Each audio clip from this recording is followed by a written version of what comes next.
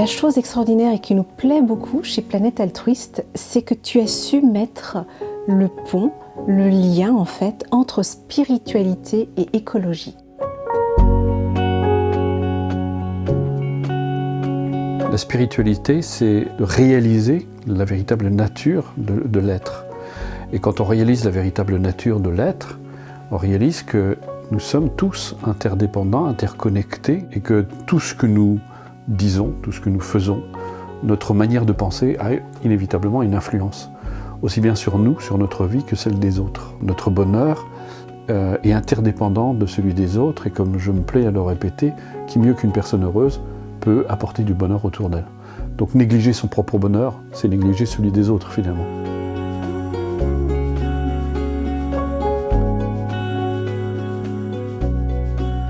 On est une société qui est très égocentrée, très individualiste. On pense que c'est par la satisfaction de nos désirs personnels qu'on va connaître le bonheur. Le seul fait de satisfaire nos désirs sans nous soucier des incidences et des conséquences que ça peut avoir, eh bien, fait qu'aujourd'hui, on a littéralement détruit notre planète. Notre planète est vraiment dans un piteux état. C'est là où on voit à quel point le lien entre l'individu, entre l'être, son accomplissement et la nature, l'écologie, est évident.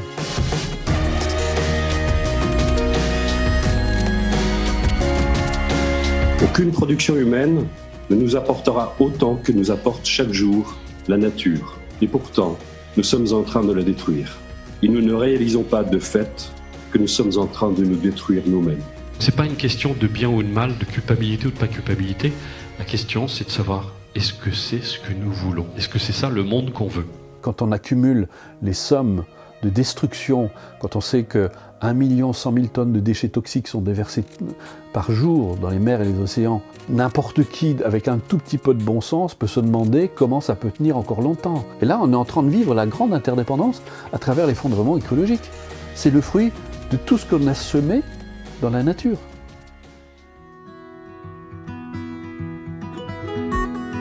Mon plus grand désir, c'est de voir une société qui se réveille enfin et qui se dit, oui, il faut qu'on fasse les choses autrement, qu'on crée enfin de l'harmonie entre nous. Et ça leur donne les clés, justement, pour créer leur bonheur, en plus, et de participer à celui des autres. Donc moi, mon plus grand rêve, c'est de voir, justement, les gens se réveiller et de se dire, oui, on peut faire les choses autrement. Donc le message Planète Altruiste, c'est oui, c'est possible. Oui, c'est possible, c'est exactement ça. Super, merci Bruno. Merci.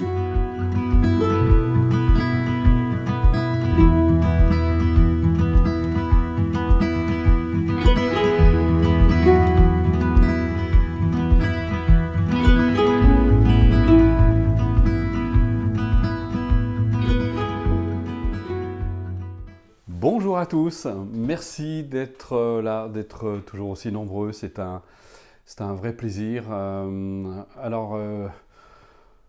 D'abord, je voudrais remercier toutes celles et ceux qui se sont inscrits au sommet de l'éco-altruisme.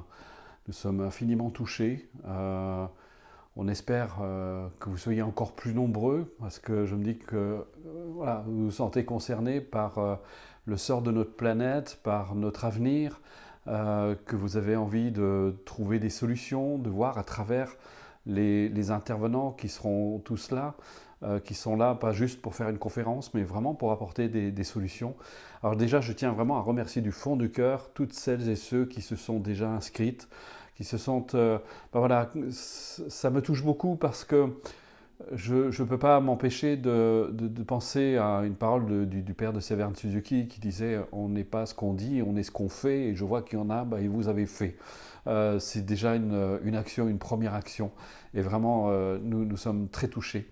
Alors j'ai plusieurs belles annonces à vous faire. D'abord, on aura la chance extraordinaire d'avoir l'arrière-petit-fils de Sitting Bull. Pour ceux qui savent qui il est, on a beaucoup parlé, il a même fait l'objet de western. Sitting Bull est un personnage absolument extraordinaire. Et on va avoir la chance d'avoir son petit-fils. Alors il ne sera pas sur place, mais on l'aura en visio. Donc ceux qui auront le bonheur, je tiens d'ailleurs à en profiter pour vous dire qu'il reste encore quelques places pour ceux qui viendront aux enregistrements. Vous allez le voir en direct. Enfin, c'est quelque chose d'extraordinaire. Depuis les États-Unis, on va pouvoir, sa traductrice sera là, la personne qui a, Claire Barré sera là, qui a écrit un livre sur lui et qui fera en même temps l'échange avec lui. On pourra lui poser des questions. Ça va être vraiment un moment unique. Autre grande nouvelle, pour le sommet de l'éco-altruisme, notamment pour les journées d'enregistrement, on vous avait dit, il faudra vous débrouiller, trouver un hôtel, etc. Et bien finalement, on a fait beaucoup mieux que ça. On a trouvé un grand gîte dans lequel on pourra loger tous les participants. Et on pourra justement, on fera à manger ensemble, ça va être vraiment un moment magnifique. Mais je tiens à préciser, il ne reste plus que quelques places, il doit rester à peine une dizaine. Donc c'est tout de suite ou jamais pour que nous, on puisse bloquer définitivement les places. Bon, bien sûr, le reste, les règles restent vraies. Tout est indiqué sur...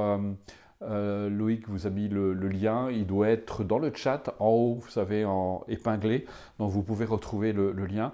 Donc il faut, alors pour vous inscrire aux enregistrements, si vous voulez faire partie des enregistrements, il faut nous envoyer absolument un mail, on vous répondra. Là il reste à peu près 10 places, donc dès qu'on a les 10 places on arrête, on ne pourra plus accepter qui que ce soit. Et on a créé un groupe WhatsApp pour pouvoir préparer l'organisation de ce week-end d'enregistrement.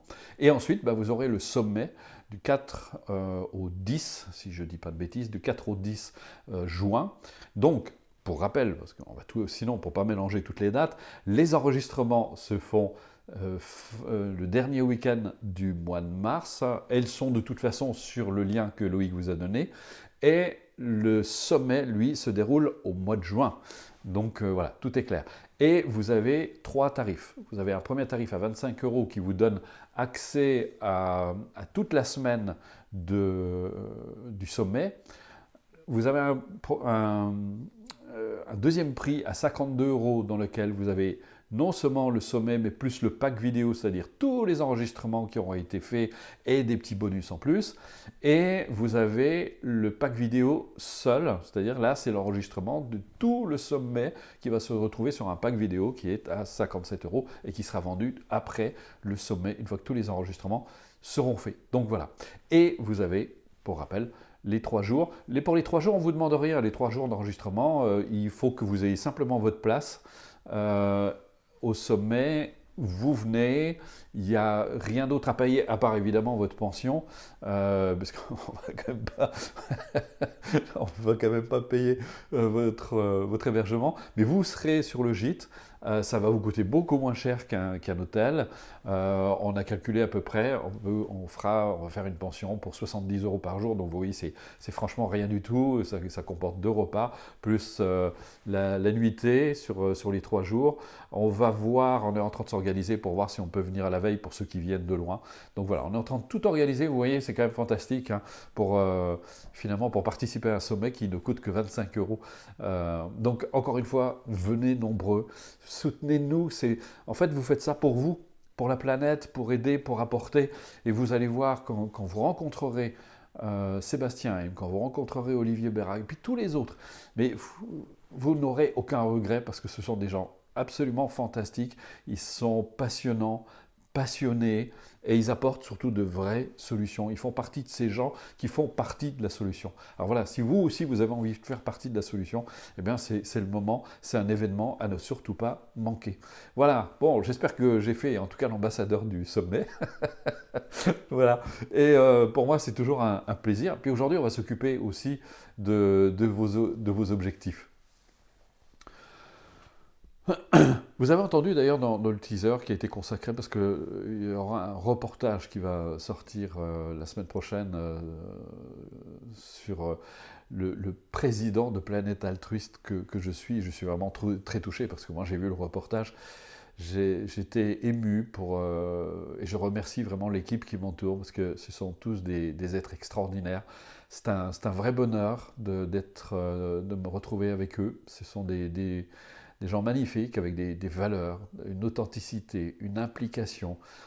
J'ai pas les mots exacts pour parler d'eux parce que Ce sont des gens absolument fantastiques. On se fréquente, on se voit pratiquement. D'abord, on est en échange au téléphone tous les jours, et puis on a une réunion, minimum 1 ou 2 réunions par semaine ensemble. Et ce sont des gens extraordinaires. Et vous allez rencontrer justement, quand vous viendrez aux enregistrements, vous allez passer du temps avec justement l'équipe aussi. C'est un moment vraiment magnifique.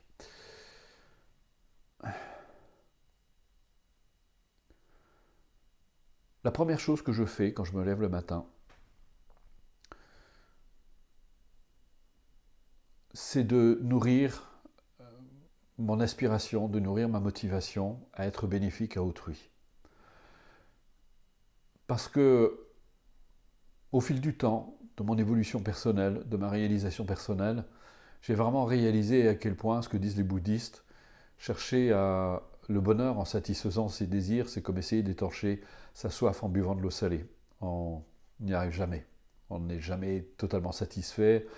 Et puis la satisfaction des désirs, c'est toujours très éphémère. Vous allez obtenir ce que vous voulez sur le moment, et puis vous allez devoir passer un autre désir, et un autre désir, et un autre désir. C'est pour ça que dans le bouddhisme, on appelle les gens qui sont pleins de désirs, on les appelle les fantômes assoiffés. Ils n'arrivent jamais à étancher leur soif. Ils courent toujours après quelque chose d'autre.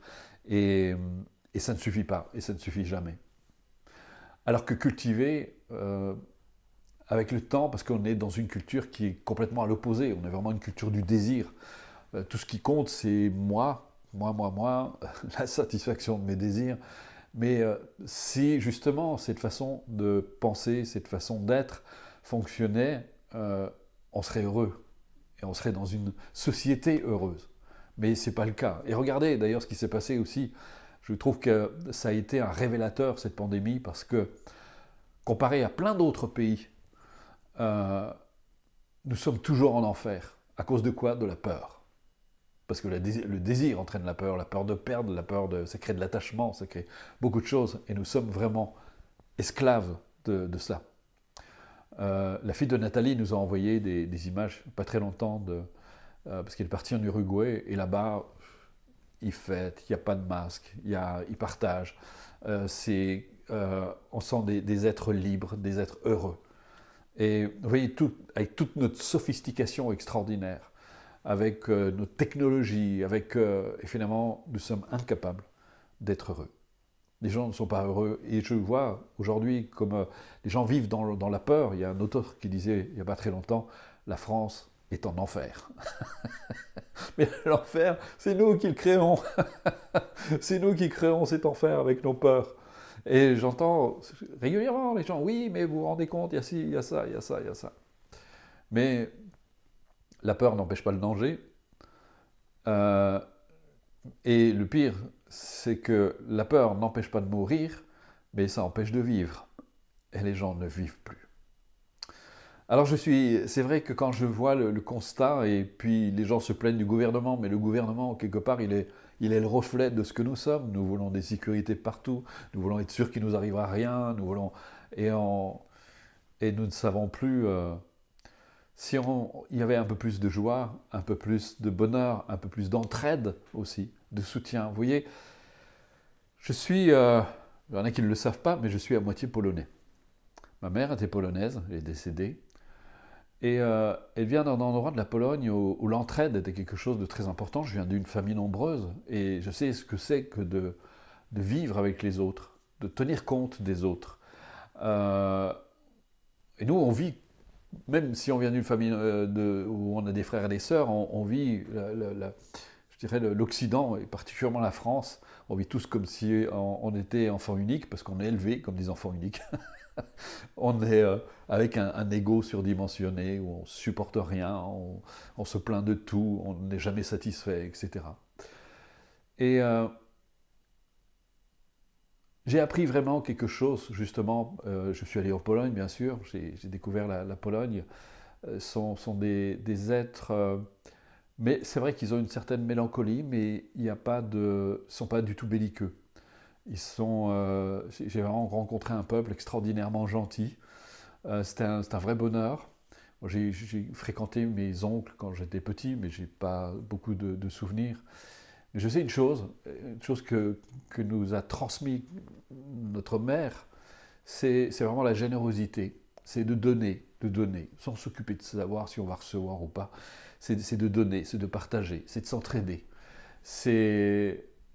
Et c'est quelque chose qu'on a vraiment perdu en Occident. Alors je ne dis pas que c'est général, parce qu'il y a des gens qui ont mis de l'entraide, mais on voit même dans des endroits où on devrait retrouver de l'entraide, il y a l'ego qui est toujours là, qui est toujours présent. Et j'ai vu la difficulté moi-même quand j'ai commencé à créer justement des groupes, d'essayer de créer des groupes d'entraide, la difficulté que c'était que de rencontrer des gens qui avaient envie d'aider de manière authentique, sans attente. Il y a toujours ce besoin d'être important, d'exister à travers les autres. On n'arrive pas à s'oublier soi-même et de se dire, voilà, le plus important, c'est ce qu'on fait, c'est pas ce que nous, on va recevoir. Et on va recevoir de toute façon à la mesure de ce que l'on donne. Alors, il y a des gens qui vont me dire, mais moi je donne. Et ça me rappelle une personne qui était venue... qui était venue dans mon cabinet et qui avait fait de l'humanitaire. Elle me dit, mais j'ai fait de l'humanitaire, mais j'en suis revenu parce que les gens sont ingrats. Mais je lui ai dit, vous avez fait de l'humanitaire pour être remercié ou pour aider les gens? Oui, c'est ça qui est extraordinaire, c'est que finalement, c'est pas très clair. On donne pour recevoir. C'est un calcul. Un don, c'est un don, c'est pas un prêt. Quand vous donnez, vous ne prêtez pas. C'est-à-dire, vous donnez, c'est gratuit. Par contre, si vous attendez de recevoir, il faut voir si vous êtes capable de recevoir aussi. Parce que les gens, parfois, ont beaucoup de mal à recevoir. Et ça, on le vérifie toujours dans les stages. C'est absolument fantastique. Parce que dans les stages, il y a une atmosphère d'amour, de bienveillance, de respect. Mais on voit à quel point les gens sont là, tout fermés. Ils n'osent pas recevoir. Ils ont peur de recevoir. Ils sont pleins de peur, en fait. Et ils sont, comme disait un sage, en France, vous êtes comme des porcs épics. Vous avez toutes vos épines dehors et vous ne vous laissez pas toucher, vous ne vous laissez pas atteindre. Et je vous ai partagé ma tristesse la dernière fois parce que quand j'ai vu que j'avais 1000 personnes en face de moi et on avait à peine une quarantaine de personnes qui s'étaient inscrites au sommet de l'éco-altruisme. Et je me dis, mais c'est leur planète, je ne comprends pas. Pourquoi ils ne viennent pas? Pourquoi ils ne s'inscrivent pas? Ça ne coûte que 25 € et ça va apporter tellement de bonheur, ça va apporter tellement d'aide, c'est de l'entraide finalement. Et j'étais vraiment très triste. Alors depuis, ça s'est un petit peu amélioré, mais bon, je me dis, on a un peu de mal parce que je vois à quel point il y a dans des pays où l'entraide, c'est naturel. On ne se pose même pas la question, on y va. On retrousse les manches et on y va. Et on fait ce qui est à faire. Je pense que l'état d'esprit de l'Occident, et là je parle aussi de l'état d'esprit aussi des Français, a vraiment besoin d'être changé. Il serait temps d'arrêter de penser toujours à son ego, à son nombril sans arrêt, à ses petites affaires, à ses petites... et de se dire, mais nous sommes une unité et de partager. Vous voyez, quand les gens, c'est ce que vraiment j'essaie de partager dans les stages, de recréer cette unité, cette entraide, mais c'est magique, parce que je vais même vous partager une expérience. On a fait une expérience fantastique, parce que dans les stages, on invite les gens à rester en silence. Et le silence, mais ce n'est pas un silence monastique. Je tiens à ce que les gens restent ouverts, sourient, se regardent, etc. Et d'ailleurs, les gens nous disent, j'ai jamais autant communiqué que dans le silence. Et puis, on a eu un stage comme ça à la fin, tout le monde s'est remis à parler le dernier jour, parce qu'ils étaient prêts à repartir. Et c'est rigolo, parce qu'à l'époque, il y avait notre ami Louis qui s'occupait de la cuisine, et il disait, pendant tout le stage, dans la cuisine, il y avait une cohésion extraordinaire. C'était fluide, harmonieux, tout se passait très bien. Et le dernier jour, les gens se sont mis à reparler. Et ça veut dire quoi, ils se sont mis à reparler? C'est moi. Vous savez, comme je suis important, etc. Ils sont revenus au larigot. Il a dit, c'était le foutoir dans la cuisine. Vous voyez, quand on retrouve cette unité, cet amour, ce lien d'amour qui est en nous, eh bien, c'est extraordinaire comme les choses se font. Et notre culture, en tout cas, notre culture occidentale, qui s'est tellement sophistiquée, si elle veut retrouver la voie du bonheur et l'intérêt à retrouver cette voie du cœur, cette voie de l'unité, cette voie de l'amour, du partage, de l'entraide, de la solidarité, C'est ça qui crée le bonheur. Vous ne pouvez pas savoir. Nathalie me partageait tout à l'heure, elle me dit c'est extraordinaire parce que elle me dit mais le simple fait par exemple d'être végane, elle me dit mais moi ça me remplit de joie parce que je sais que je ne participe plus à la souffrance de l'animal. Et partout où il y a de l'amour, il y a du bonheur. Et c'est pour ça que cultiver l'amour pour tous les êtres, pas juste pour soi, et pas juste pour son conjoint, pas juste pour ses enfants, mais cultiver l'amour pour tous les êtres, puissent tous les êtres jouir du bonheur et des causes du bonheur, puissent-ils être libres de la souffrance et des causes de la souffrance, c'est-à-dire des obscurcissements mentaux, puissent-ils se défaire de tout cela. Et quand les nuages s'en vont, on retrouve l'unité, la vague réalise qu'elle est l'océan, et nous sommes tous reliés par l'océan. Et qu'est-ce qui se passe? De la magie, du bonheur, de l'amour qui est là tout le temps, qui dure, contrairement à un désir qui s'efface très vite. Je me souviens, quand j'étais SDF, je croise un ami, et c'est extraordinaire. Moi, j'avais pas d'argent, j'avais quasiment rien. Et il me dit, tiens, ça me ferait plaisir, on pourrait aller au cinéma. Mais il était tellement pingre qu'il n'a pas voulu payer le cinéma, c'est moi qui payais le cinéma, alors que j'étais SDF. Et je me dis, mais les gens sont quand même extraordinaires, on retient. Et quelle vie vous croyez qu'il a aujourd'hui?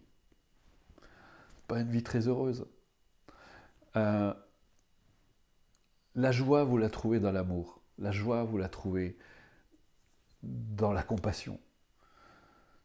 Parce que nous, on a une forme de compassion en Occident, vous savez, c'est l'héritage, excusez-moi, c'est l'amour chrétien, c'est les pauvres, non, il doit y avoir de la joie. Alors je suis désolé, il y a peut-être des chrétiens, mais j'espère que vous êtes des chrétiens joyeux, parce que moi, j'ai rencontré, regardez, aujourd'hui d'ailleurs, on a un pape qui est quand même plus joyeux, mais de manière générale, ça manque un peu de joie, de tout ça, quand même.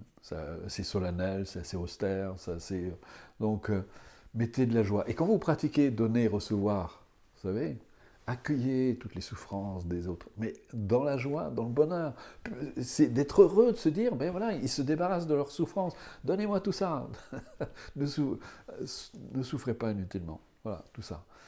Et ça, c'est la pratique. Encore et encore, parce que ça crée cet état d'être, cet état d'esprit. Donc voilà. Alors moi, si j'étais là devant vous, tout triste, je vous communique, vous êtes... et c'est même arrivé, mais parfois je me dis, mais mon Dieu, que c'est terrible, les personnes qui me reprochaient parce que je rigolais. Les gens, on a perdu le sourire. Tous les sages que j'ai rencontrés sont des êtres extraordinairement riants. Regardez Dalai Lama, il n'arrête pas de se bidonner, il rit tout le temps. Et tous les sages que j'ai rencontrés étaient des gens extraordinairement riants. Ils rient tout le temps.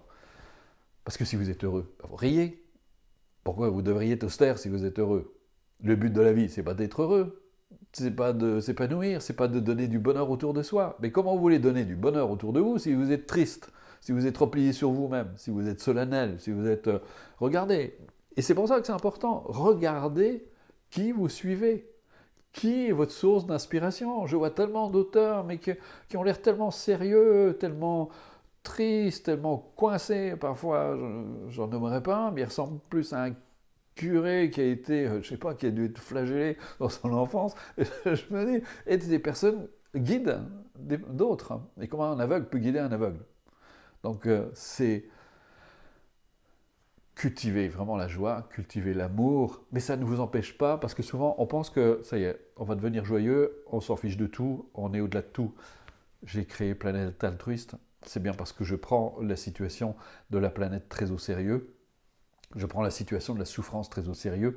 Si je transmets, c'est bien parce que je prends la souffrance humaine très au sérieux, mais prendre les choses au sérieux et faire les choses sérieusement et se prendre au sérieux, ça c'est une autre histoire. D'ailleurs, gardez cette phrase à l'esprit, ne vous prenez pas trop au sérieux, de toute façon, vous ne vous en sortirez pas vivant. C'est un auteur qui a dit ça.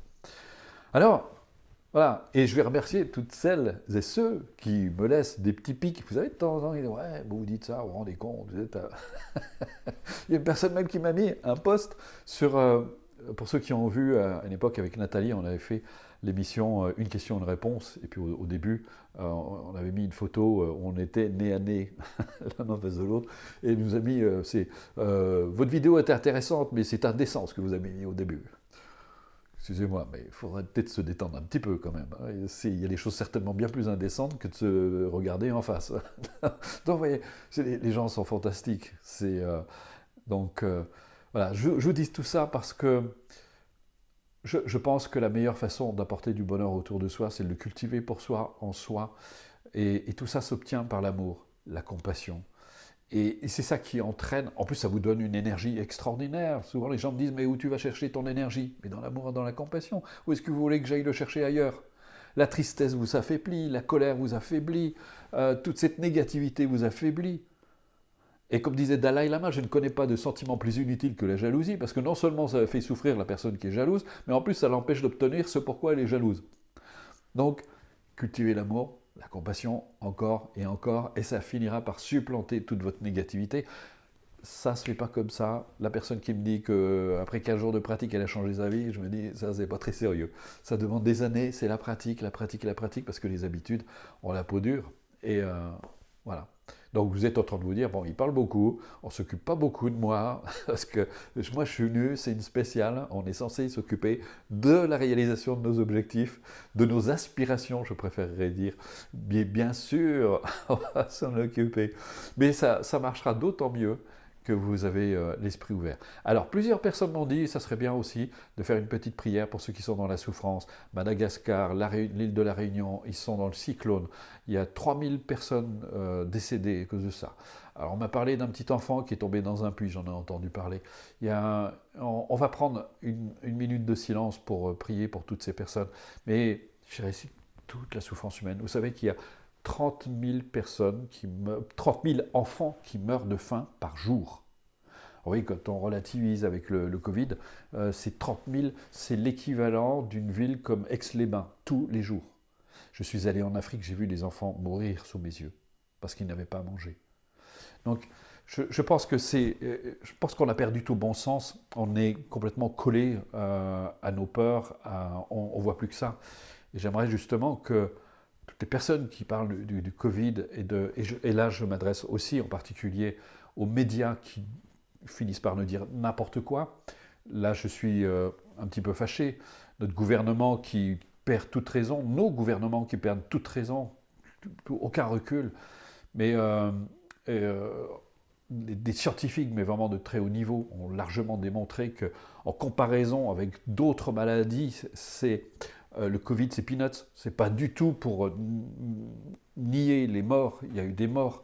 Mais si vous prenez n'importe quel autre fléau, n'importe quelle autre maladie, on est largement au-dessus. Donc il serait temps de relativiser, de se remettre les pieds sur terre, de regarder les choses avec un petit peu de hauteur. Et il y a des choses certainement beaucoup plus, qui méritent beaucoup plus notre attention. Et je pense notamment à la planète, parce que là, c'est toute l'humanité qui va être engloutie si on ne se réveille pas vite. Donc le Covid, ça nous fera une belle jambe. Et c'est pour ça aussi que je vous invite, parce qu'on va vous montrer des gestes dans cette journée, dans ce sommet de l'éco-altruisme. On va vous montrer des gestes, il y aura un atelier justement sur le zéro déchet. On va vous montrer comment, chez vous, par des petits gestes tout simples, vous pouvez réduire considérablement vos déchets et réduire l'impact sur la planète. On va vous montrer, Sébastien va vous montrer justement comment faire de la biodiversité, même sur votre balcon, même si vous êtes dans un appartement, comment vous pouvez créer de la biodiversité et ramener des insectes qui ont tellement disparu. Donc tout ça, vous allez le découvrir. Donc voilà, alors j'espère que vous êtes encore plus nombreux aujourd'hui pour vous inscrire au sommet de l'éco-altruisme. On compte sur vous, la planète compte sur vous. Donc voilà. Et puis... on va s'occuper de vos désirs, bien sûr, de vos aspirations. On va prendre soin de vous. C'est important que vous vous sentiez heureux et que vous dites, voilà, c'est quoi justement? Alors, on va s'arrêter 2 minutes. C'est quoi votre aspiration?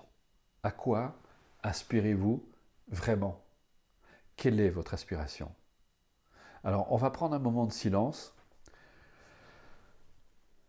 Je propose qu'on va garder justement une petite prière pour les autres à la fin. Là, on va s'occuper de vous, pas parce que je la néglige, au contraire, justement, je veux qu'on y porte toute notre attention. Mais là, je voudrais que vous preniez un moment de silence et que vous preniez le temps de méditer sur ce que vous voulez. Qu'est-ce que vous voulez? C'est une question fondamentale. Qu'est-ce que vous voulez? C'est quoi votre aspiration maintenant?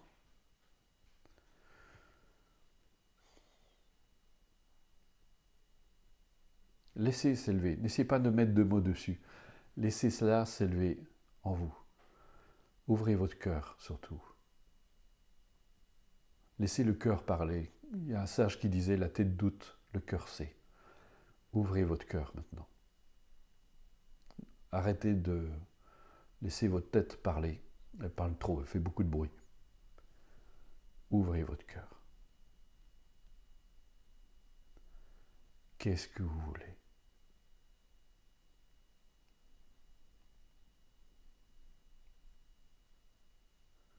Est-ce que vous reconnaissez votre aspiration comme étant quelque chose de légitime, comme allant de soi?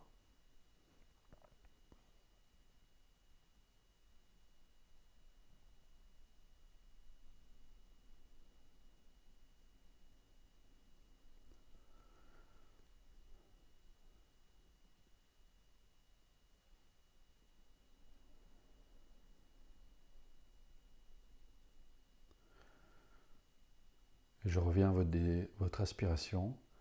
Je vais vous poser la question autrement. Quel est le cadeau que vous voulez vous faire pour le reste de votre vie?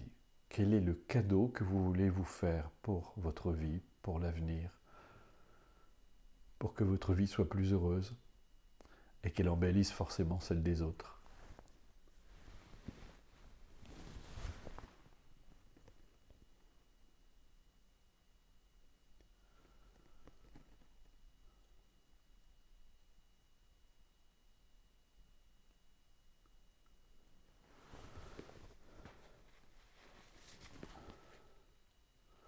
Voilà, nous allons commencer la pratique. Alors je vous propose de commencer par la prière de motivation. Elle est, pour ceux qui ne la connaissent pas, on va prendre un petit peu de temps. D'habitude, je vous la fais répéter. Je vous demande de la lire d'abord pour vous et ensuite on la pratique. Je vous laisse juste quelques instants pour que vous puissiez la lire et vous en imprégner et en sentir le sens.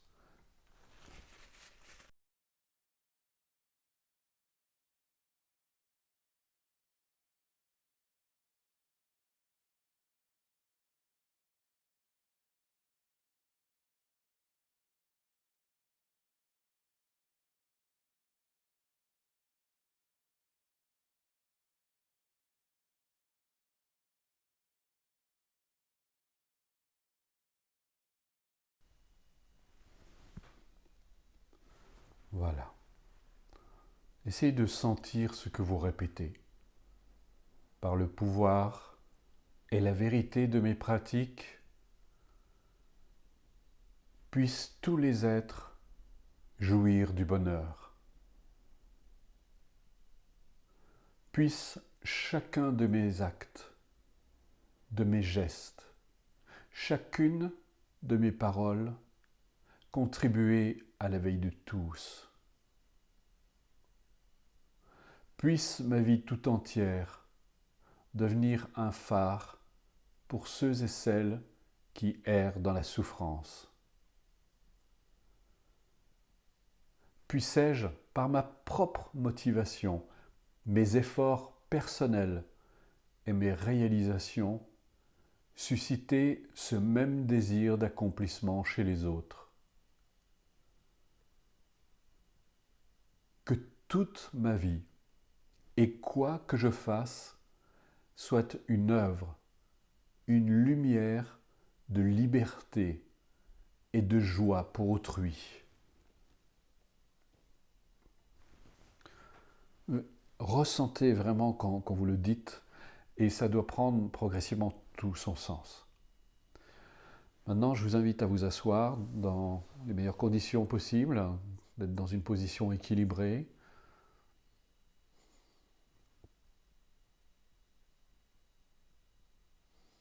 Les yeux ouverts ou fermés, prenez un petit temps encore pour votre aspiration, pensez à votre aspiration.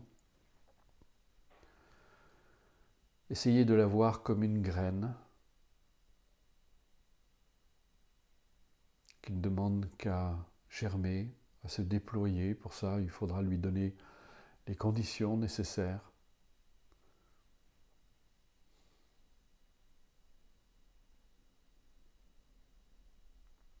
Ayez là un moment à l'esprit et vous allez bénéficier de la puissance du groupe pour vous aider à réaliser votre aspiration. Maintenant, mettez-la de côté et revenez à vous-même. Ramenez toute l'attention sur vous.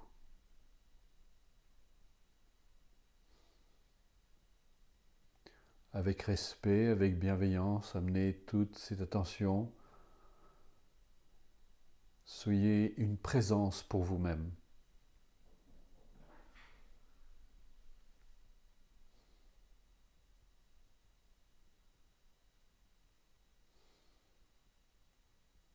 Avec votre conscience, englobez cet espace que vous occupez, là où vous êtes maintenant.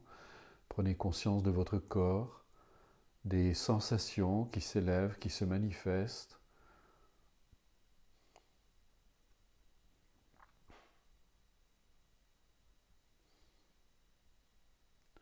Votre corps est une entité vivante où des milliards d'échanges se produisent au moment où vous faites cet exercice et en permanence pour maintenir votre équilibre.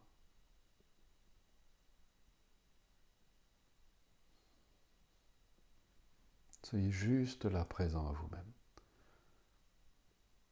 présent et ouvert.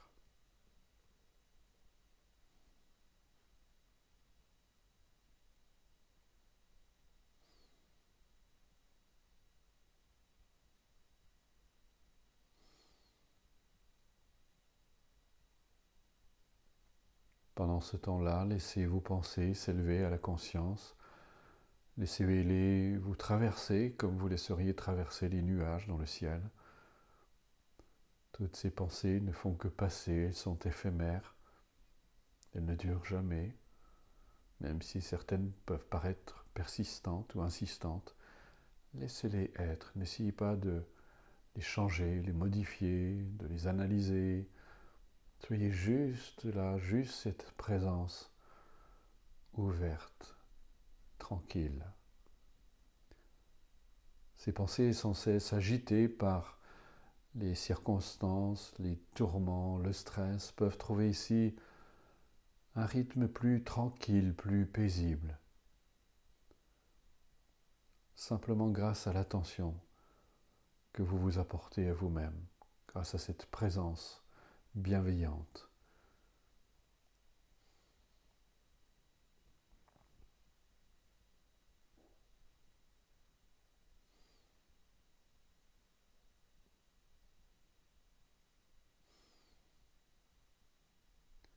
Si vous avez un peu de mal à maintenir cette présence, vous pouvez être attentif à votre souffle qui vous sert de fil conducteur, de fil d'Ariane, pour rester présent. Ce souffle qui se fait tout seul, ce rythme respiratoire qui se fait tout seul, ce va-et-vient permanent de votre souffle qui va et qui vient.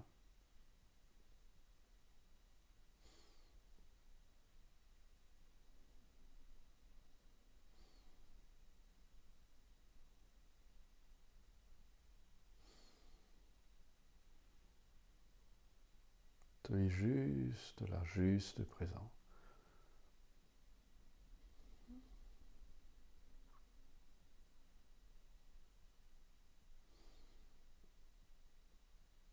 Comme un ami pour vous-même.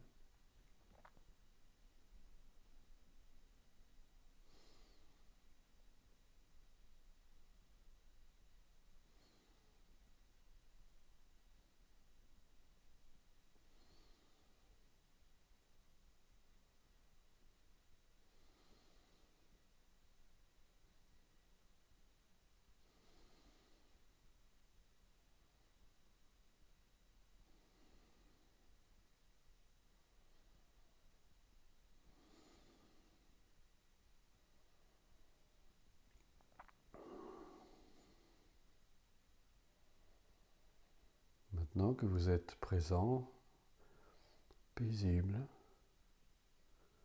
vous allez amener à votre conscience votre aspiration.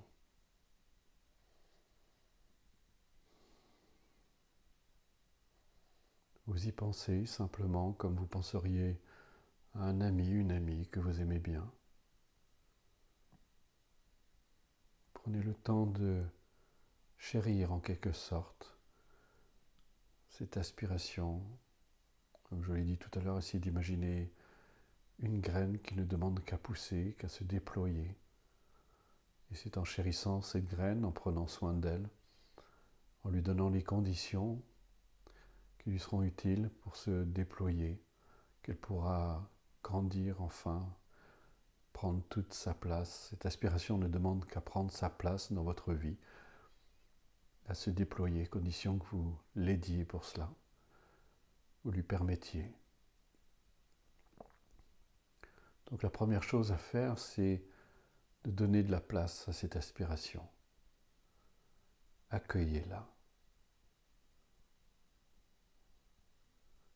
Accueillez cette aspiration comme vous accueilleriez une personne que vous aimez bien. Permettez-lui d'entrer enfin dans votre vie, dans votre existence. Donnez-lui toute la place dont elle a besoin pour exister.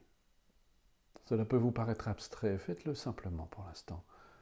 Ne faites pas intervenir votre tête, mais plutôt votre cœur. Ouvrez grand votre cœur pour permettre à cette aspiration de grandir en vous.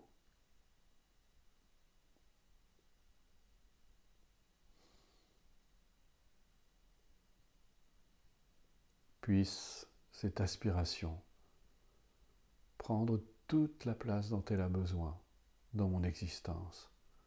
Puisse-t-elle devenir mienne.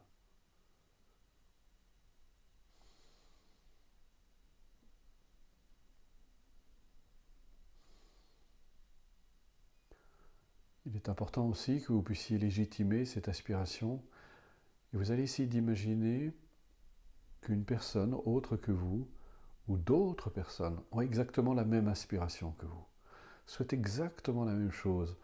À un endroit du globe, quelque part, des personnes ont la même aspiration que vous. Et du plus profond de votre être, du plus profond de votre cœur, vous allez souhaiter à ces personnes de réaliser enfin leurs aspirations. Soyez authentiques, sincères, puissent toutes ces personnes voir leur aspiration se réaliser. Puissent-elles voir leur vie changer? Puissent-elles voir cette aspiration participer à leur bonheur? Et essayez d'imaginer ces personnes ayant déjà réalisé cette aspiration.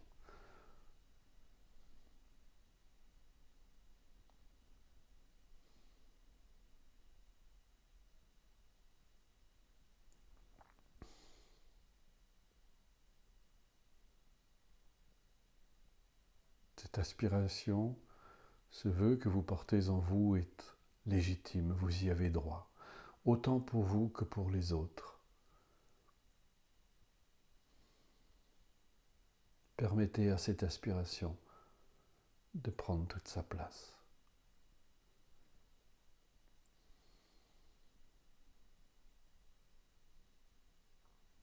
Maintenant, essayez d'imaginer cette aspiration faisant partie de votre vie.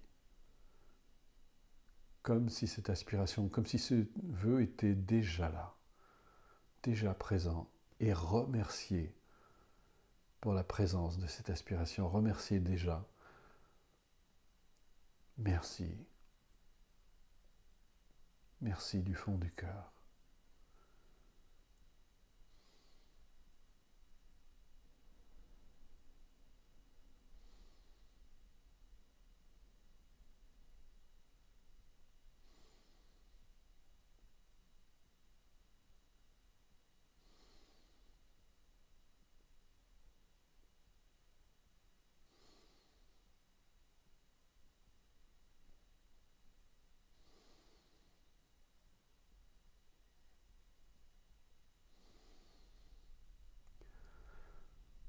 Cette aspiration a besoin d'être nourrie, comme une graine a besoin de terre, a besoin d'eau, a besoin de soleil, de nutriments. Et cette nourriture, c'est nous tous qui allons l'apporter. Imaginez cette aspiration, imaginez vous êtes près d'1 millier de personnes, un grand cercle, et on met tous en commun nos aspirations au milieu de ce cercle. Imaginez comme une vasque dans laquelle chacun a déposé son aspiration, chacun a déposé sa graine.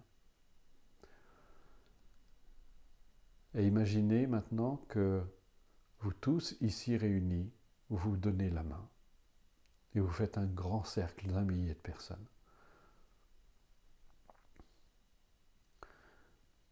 Et vous allez donner toute votre attention au centre, là où vous avez mis votre aspiration avec les autres.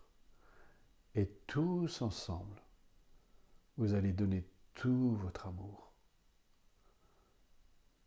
Imaginez comme de la lumière qui rayonne, qui sort de cette vasque, comme une espèce de boule, une boule de lumière, une boule d'énergie, constituée par l'amour que vous donnez. Imaginez 1 millier de personnes sont en train de donner de l'amour à votre aspiration. Et vous faites la même chose pour tous les êtres. Dans cette unité, dans ce geste de solidarité, d'entraide, d'amour, de compassion, vous vous aidez tous mutuellement les uns les autres. Puissions-nous tous voir nos aspirations se réaliser. Allez-y, mettez tout votre amour au centre de ce cercle, là où vous avez mis votre aspiration. Puissions-nous tous imaginer toutes ces graines qui sont déposées dans cette immense vasque, commencer à frémir, à germer, à se déployer, et même à se répandre dans le monde. Donnez tout votre amour. 1 millier de personnes sont en train de donner tout leur amour pour que votre aspiration se réalise. Allez-y, je vous laisse quelques instants en silence pour procéder.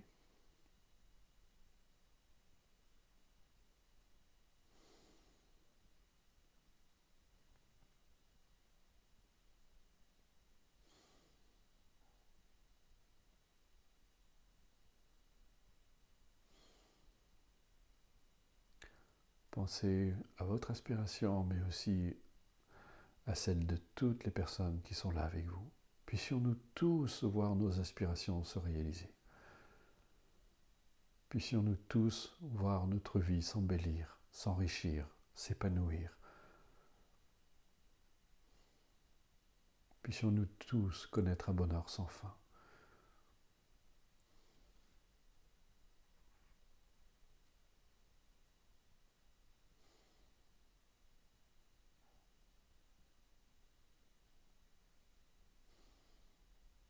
Mettez-y tout votre amour.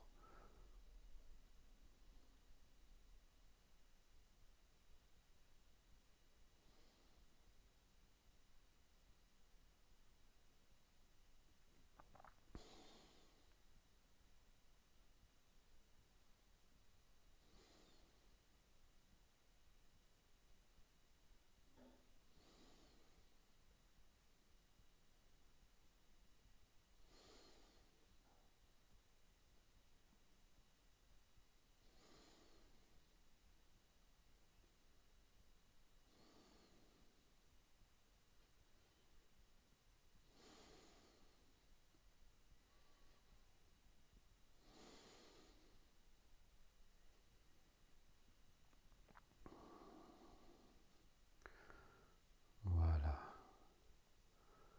Maintenant, vous allez accepter de faire confiance en sachant que vous avez créé les conditions pour que votre aspiration se réalise.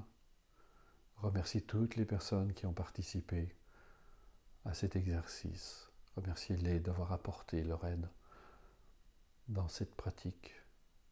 Essayez de sentir ce lien, cette unité qui vous relie les uns aux autres. Essayez de sentir qu'un processus vient de se mettre en place pour que cette aspiration se produise dans votre existence.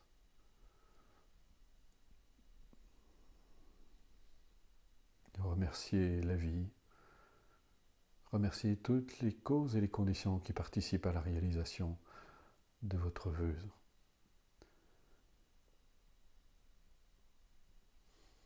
Et remerciez-vous vous-même de vous faire ce cadeau.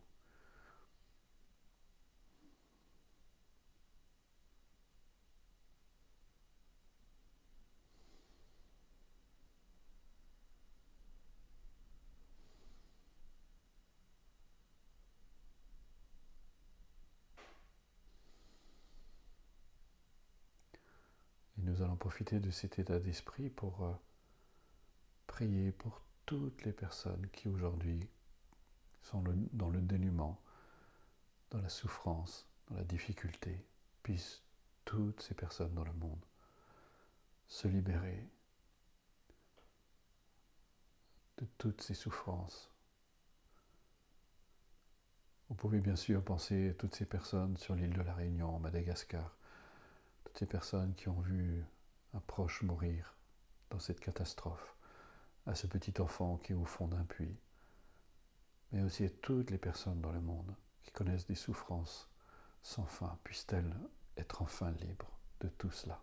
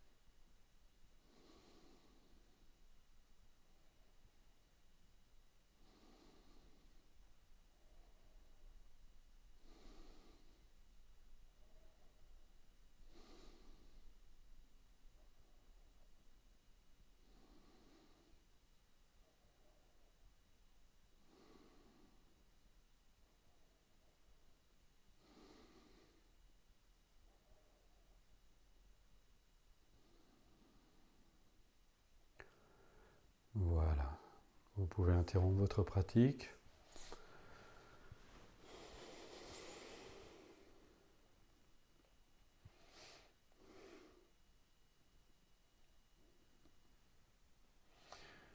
Merci à tous, merci d'avoir été là, d'avoir été présent à cette méditation. Prenez soin de vous, je souhaite vraiment du fond du cœur que votre vœu se réalise. On compte sur vous, j'espère que vous serez présents au sommet de l'éco-altruisme. Merci vraiment du fond du cœur de votre fidélité, d'être là, pour les dons, j'aurais 1000 merci à vous accorder, vraiment. Merci du fond du cœur et merci pour vos aspirations aussi, parce que je suis sûr qu'elles participeront au bonheur de tous. Passez un très très bon dimanche et je vous relaisse le teaser pour dimanche prochain. Ce sera une très très spéciale. On se retrouve, à bientôt.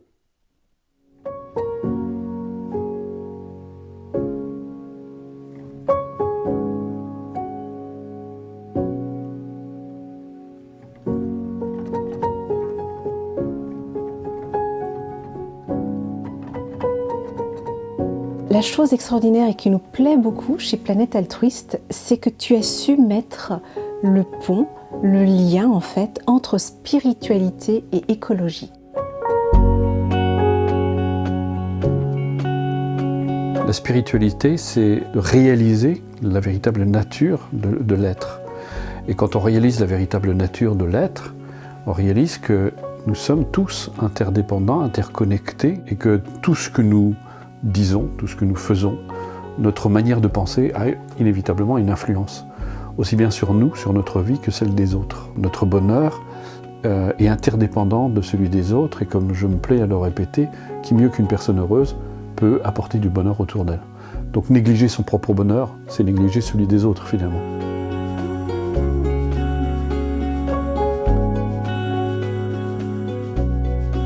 On est une société qui est très égocentrée, très individualiste. On pense que c'est par la satisfaction de nos désirs personnels qu'on va connaître le bonheur. Le seul fait de satisfaire nos désirs sans nous soucier des incidences et des conséquences que ça peut avoir eh bien, fait qu'aujourd'hui, on a littéralement détruit notre planète. Notre planète, elle est vraiment dans un piteux état. C'est là où on voit à quel point le lien entre l'individu, entre l'être, son accomplissement et la nature, l'écologie, est évident.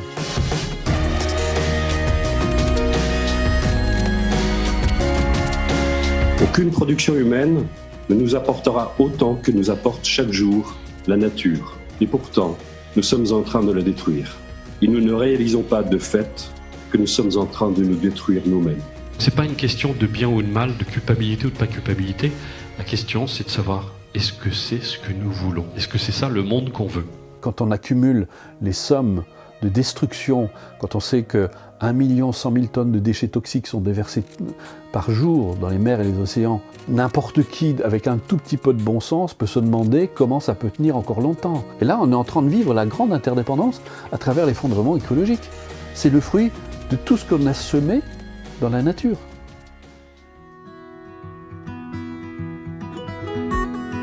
Mon plus grand désir, c'est de voir une société qui se réveille enfin et qui se dit, oui, il faut qu'on fasse les choses autrement, qu'on crée enfin de l'harmonie entre nous. Et ça leur donne les clés, justement, pour créer leur bonheur, en plus, et de participer à celui des autres. Donc moi, mon plus grand rêve, c'est de voir, justement, les gens se réveiller et de se dire, oui, on peut faire les choses autrement.